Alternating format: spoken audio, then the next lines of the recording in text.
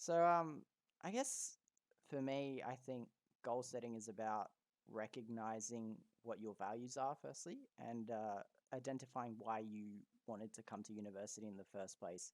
And there's a video that it's been played everywhere within Griffith's learning environment. It's Alf Lizio's five senses framework. So it dictates five senses that are essential to student success.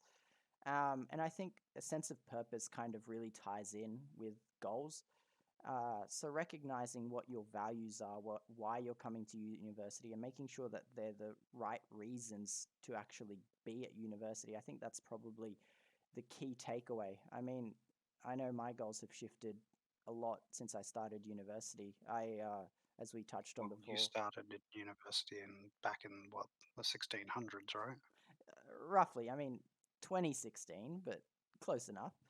But I guess, like, when I started, I thought I had everything figured out. I decided to come to uni. I really enjoyed engineering, so I did that. I wanted to have some form of chemistry, so I did a science as a secondary double degree. And I thought, I'll get through my degree, I'll get a good job, start working, and that'll be it. And then, I was fortunate enough, I got to work for one of the bigger civil engineering firms in the world, and I thought at first, wow, this is great. This is my goals checked off. And then after working there, I realized pretty soon after that this wasn't for me. Like everything I had envisioned as a goal to work there, to work my way up through the civil engineering discipline with this company was just not the right fit for me. I didn't fit in there. And I had to completely start everything again. And it was difficult for me in particular because, I was a person who was very fixed. I thought my life was sorted, I had everything done. What do I do now? I was confronted with something totally, I guess, abstract to me. So I had to really, talk to those close to me, talk to those who were important to me and who I had, close connections with, and kind of reimagine what my goals would be and be a bit more, I guess, flexible is probably the key thing.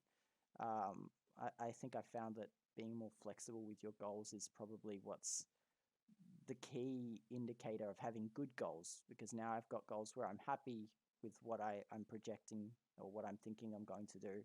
And I think they'll probably, they'll change, and I think they'll change for everyone. And I guess my key takeaway from that aspect is that you have to be willing to accept that I guess your degree at university is not linear by any stretch of the imagination. It's going to have its ups and downs. And it's going to be quite a ride, as I guess you can probably attest to more than anyone. Yeah, so it's a bit more of a polynomial then. Yeah, yeah, we'll go with the polynomial for the math friends out there. But I guess a quicker, or I guess a more recent example for you would be talking about your secondary degree, because you're also doing a secondary degree, but yours is quite a different story from mine. And I guess for context for everyone, this is kind of why this was our first topic to discuss, was because Daniel had quite a story to share about it. So let us know. So pretty much, I when I went to the Griffith Open Day, I showed up at the admissions bench booth area and was just like, I want to do math. Point me in the direction of someone that can show me math. And they were like, oh well, there's commerce and business math, and I was just like, no.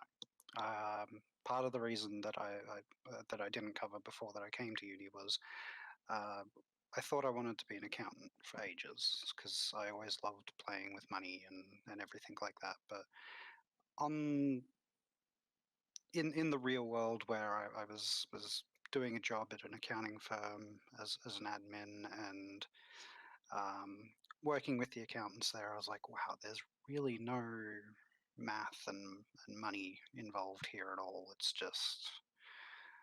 It's basically tax law, which kind of put me off. So when they were like commerce, I was like, no, I'm not doing that.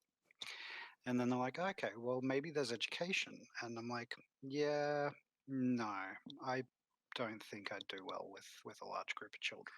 how does that work now that you're doing PASS? Just as a quick little interjection into Um, that.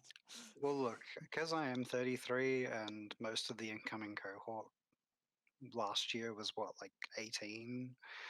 Um, they're all a bunch of kids to me. So I tolerated, um, I say tolerated, but I actually found myself pleasantly surprised by a few of them.